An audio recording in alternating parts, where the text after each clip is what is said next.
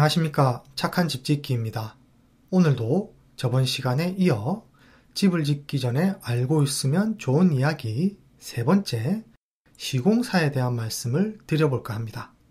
시공사의 종류와 운영되는 시스템, 그리고 좋은 시공사를 찾는 방법에 대해 이야기해 보도록 하겠습니다. 그럼 지체 없이 바로 시작하겠습니다.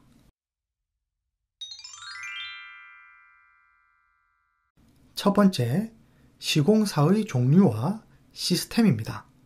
보통 집을 짓기 위해서 선택할 수 있는 업체의 종류는 세 가지 정도 될 것입니다. 회사에 속하지 않고 1인으로 움직이는 개인 빌더, 그리고 지역에서 활동하시는 중소시공업체, 마지막으로 포털 사이트에서 전원주택이라고 검색하면 상위 5자리를 오르내리는 소위 말하는 메이저 업체로 나뉠 것입니다. 그럼 이 업체들이 어떤 시스템으로 움직이고 장단점은 어떻게 되는지 한번 알아보겠습니다.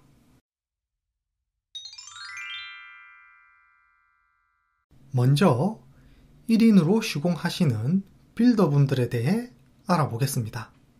이분들은 회사에 소속되어 있지 않고 개인적으로 활동하시면서 집을 짓는 분들입니다.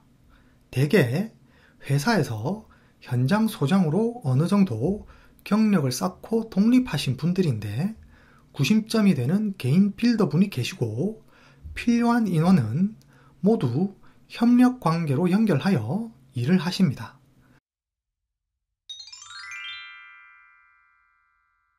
이분들의 최대 장점은 비교적 가격이 저렴하다는 것입니다. 1인 사업자다 보니 인건비 부담을 줄여 그만큼 경쟁력 있는 가격에 시공을 진행할 수 있습니다. 참고로 혹시나 해서 말씀드리는데 1인 사업자라고 해서 혼자서 못 치고 콘크리트 부으며 집을 짓는 것은 아니고 보통 시공업체의 현장 소장님과 마찬가지로 각 공정마다 들고 나는 전문 인력들을 통솔하며 전체적인 공사 과정을 진두지휘하는 역할을 한다고 보시면 됩니다. 그리고 한 해에 3채에서 5채를 전후하는 수주량을 보이시는 분들이라 한 채 한 채 신경 쓰며 집을 지으시고 그만큼 건축주님들과 긴밀한 소통이 가능합니다.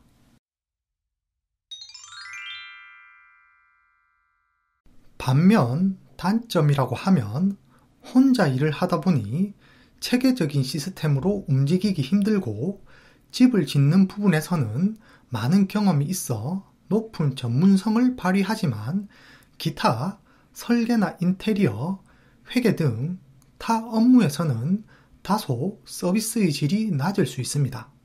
그리고 이분들의 최대 아킬레스건이라고 한다면 회사에 얽매이지 않은 자유로운 몸이라 예기치 못한 다양한 이유로 연락이 두절될 경우 진행되던 현장을 책임질 사람이 없다는 것이 최대 단점입니다.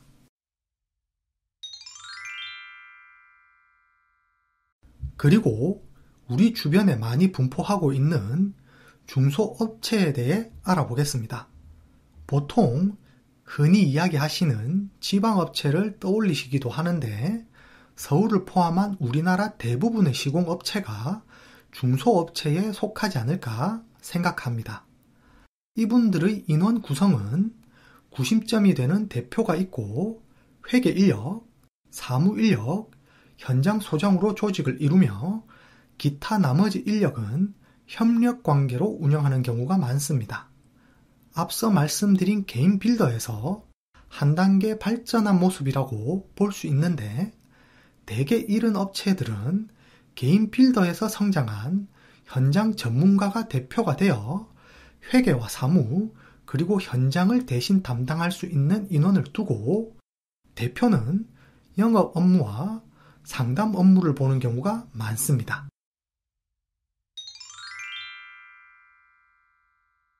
이분들의 최대 장점이라고 하면 각 지역에 분포해 있다 보니 내 지역에서 쉽게 찾을 수 있고 나름의 운영 시스템을 갖추고 있어 책임 있는 현장 관리와 사후 관리를 받을 수 있습니다. 그리고 한 해에 약 20채에서 30채를 전후하는 수주량을 보이며 보통 직영공사로 현장을 관리하고 한 명의 현장 소장이 한 곳의 현장을 관리하기에 건축주님과 긴밀한 소통도 가능합니다. 그리고 중소업체 수준부터는 현장에 문제가 발생해도 회사 차원에서 대응이 가능한 장점이 있습니다. 반면 단점이라면 기본적으로 집을 짓는 인원과 회사를 운영하는 인원들은 있지만 설계나 인테리어와 같이 디자인적으로 건축주님께 전문적인 조언을 해줄 수 있는 인력이 부족해 집을 지을 때 조금 답답할 수도 있습니다. 집을 지어보지 않은 분들 입장에서야 설계와 인테리어가 그렇게 힘들까라고 생각하실 수 있는데 막상 집을 지으면 건축주님의 결정사항이 제일 많은 파트가 설계와 인테리어 부분입니다. 이때 옆에서 한마디라도 거들어주는 사람이 있는 것과 없는 것은 아주 큰 차이를 느끼실 겁니다. 예를 들어 타일이나 벽지를 선택해야 하는데 시간은 없고 수십 가지 샘플 중 어떤 걸 조합하는 게 가장 좋을지 고민할 때 옆에서 조언해주는 사람이 있는 것과 없는 것은 차이가 상당합니다. 그래서 요즘 중소업체의 소장님들이 설계와 인테리어에 대한 공부를 조금 하셔서 어느 정도 조언을 드릴 수 있는 업체들도 생겨나고 있고 지역의 설계사와 인테리어 디자이너와 협력을 하여 건축주님의 고충을 풀어드리고자 노력하는 시공사도 생겨나고 있습니다. 지역업체를 선택할 예정이시라면 이런 부분들도 잘 알아보시고 선택하시는 게 좋을 것 같습니다. 그리고 참고로 외부 설계와 인테리어는 추가 비용이 발생할 수도 있으니 그런 부분도 잘 살펴보시고 선택하시는 게 좋을 것 같습니다.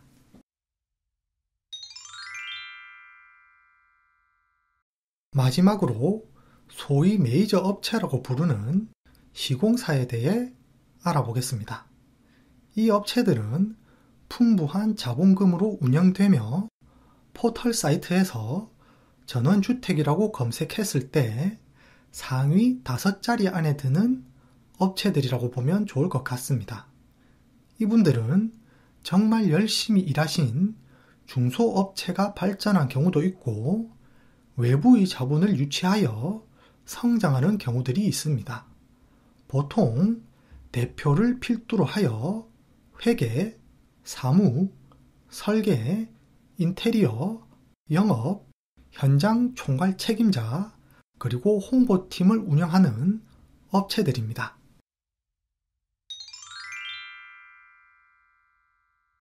이 업체들의 최대 장점이라면 설계와 인테리어, 시공 등 집을 짓는 과정 일체를 한 업체에서 진행하다 보니 건축주님이 받는 번거로움이 적고 조금 준비가 덜 되어 있어도 커버를 해줄 수 있는 전문 인력이 있다는 장점이 있습니다.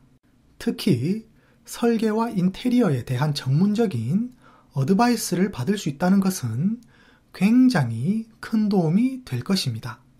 또한 설계와 인테리어 인력이 있다 보니 건축주님들의 취향에 맞춰 기획 모델을 개발할 수 있고 그렇게 개발된 모델들은 스펙 계약이라고 하는 방식으로 옵션별 차등 견적을 산출하여 건축주님의 예산에 어느 정도 사양을 맞춰 집을 지을 수도 있습니다.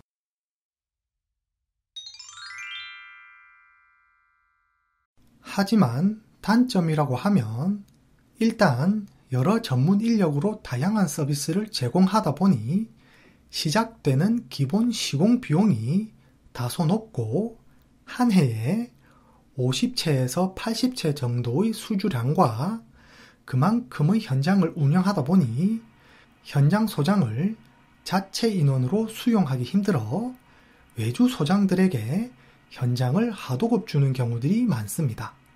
보통 하도급을 주는 방식이 총 공사비에서 회사가 가지고 가는 마진을 떼고 하도급을 주는 경우가 많아 현장 소장 입장에서는 마진이 적을 수 있고 이를 극복하기 위해 한 소장이 2개에서 3개 정도의 현장을 동시에 진행하는 경우도 있습니다.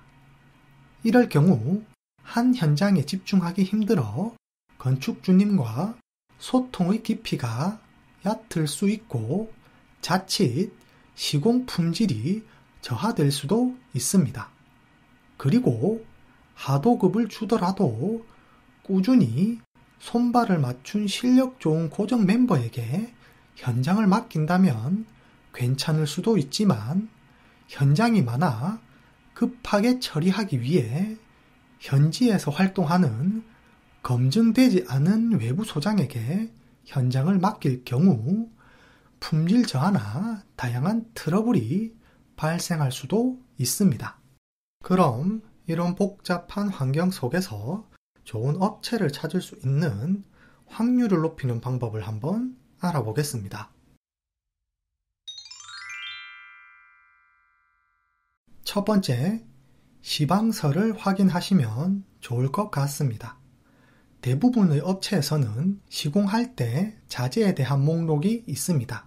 다만 너무 상세한 내용은 업체의 기밀사항이기도 하고 건축주님이 보셔도 이해하기 힘들기 때문에 주요 자재에 대한 내용을 표로 만들어 영업시 건축주님께 보여드리는 자료가 있습니다.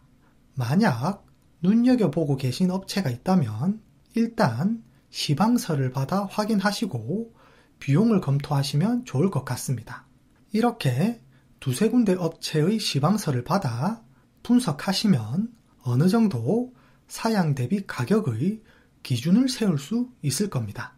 그리고 시방서에는 기본 품목과 별도 품목도 기재되어 있으니 그 부분들도 꼼꼼히 따지셔서 평단가가 아닌 총 공사비를 보고 비교하시면 좋을 것 같습니다. 간혹 평단가만 보고 업체를 판단하시는 경우가 있는데 대부분 동일 자재를 사용해서 공사를 끝내면 총 공사비는 얼마 차이 나지 않는 경우들이 많습니다. 그렇기 때문에 사양 대비 총 공사비로 업체를 비교하시는 게 좋습니다. 그리고 만약 시방서가 없는 업체라면 조심히 판단하시길 조언드립니다. 억대가 넘는 집을 지으면서 어떤 자재를 사용하는지 확인조차 할 수 없는 곳이라면 추후 트러블이 발생할 가능성이 높습니다.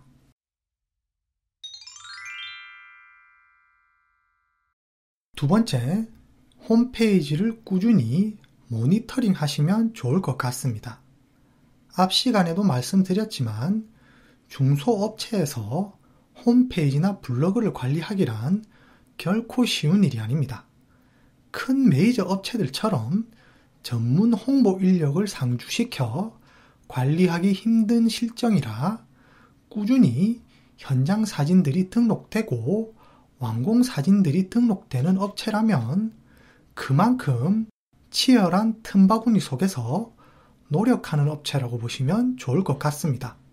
그리고 업체에서 등록한 현장들을 쭉 훑어보시면 어떻게 집을 짓는지, 어떤 부분을 중요하게 여기는지 간접적으로 업체의 스타일을 확인할 수도 있고 덩달아 좋은 공부가 될 수도 있습니다. 또한 요즘 시공업체들이 건축주님들의 인터뷰를 홈페이지에 실기도 하는데 그런 부분들도 잘 챙겨보시면 시공업체와 건축주의 유대감 그리고 건축주들의 경험담을 보거나 들을 수 있기에 건축을 하시거나 업체를 선택하실 때 많은 도움이 되실 겁니다.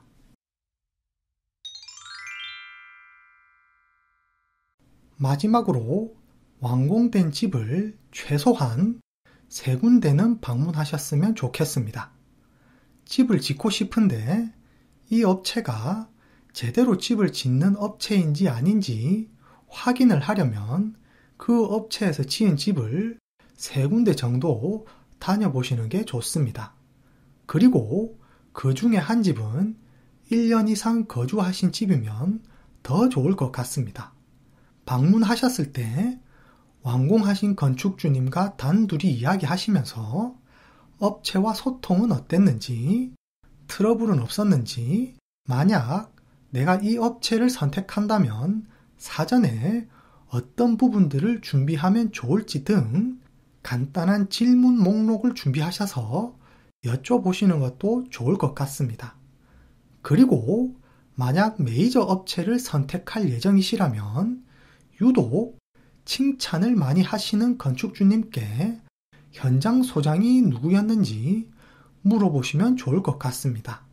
앞서 말씀드렸지만 메이저 업체의 특성상 하도급을 주는 경우가 많고 소장들의 능력에 따라 품질 차이가 발생할 수 있으니 칭찬하시는 건축주들께 소장의 이름을 물어보시고 되도록이면 그 소장에게 현장을 맡기시는 걸 추천드립니다. 업체에 대한 이야기는 이렇게 마무리하겠습니다. 집을 짓는 분들을 뵈면 참 준비를 많이 하셨는데 업체 선정을 잘못하시는 바람에 곤욕을 치르시는 분들이 많은 것 같습니다. 집을 짓다 트러블이 생겨 시공자가 잠적하거나 돈은 줬는데 공사는 멈춰있고 느릿느릿 일하면서 인건비 따먹기는 하고 이런 문제들 때문에 집을 짓다 보면 10년 늙는다는 말이 생긴 것 같습니다. 그리고 이런 일들 때문에 소갈이 하시다가 화병으로 쓰러지시는 분들도 계시다는 이야기를 심심치 않게 듣다 보면 시공사를 선택하는 것이 얼마나 중요한지 느끼곤 합니다. 앞서 제가 말씀드린 방법들이 100% 좋은 업체를 만난다는 보장은 드릴 수 없지만 최소한 모르고 업체를 만나시는 것보다는 훨씬 나으실 겁니다.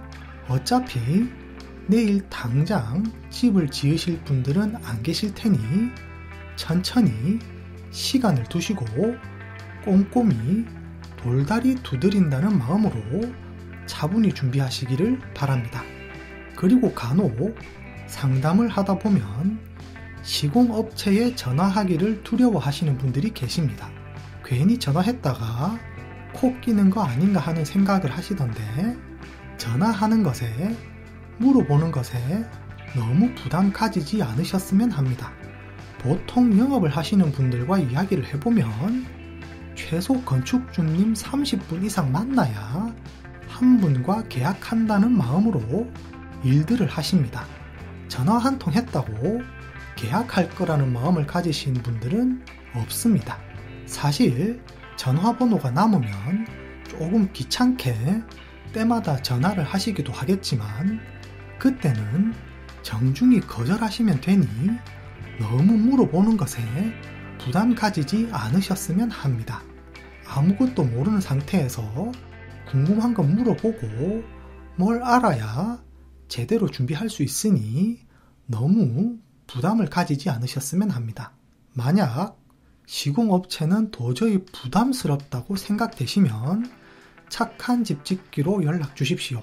제가 아는 수준에서 최대한 설명을 드리겠습니다.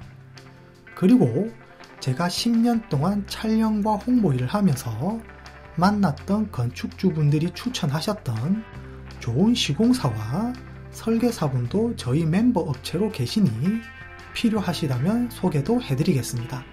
모두 성실하게 일하시며 받을 만큼 받고 품질로 보답하시는 분들이라 그분들과 함께 집을 지으시면 크게 스트레스 받을 일은 없으실 겁니다.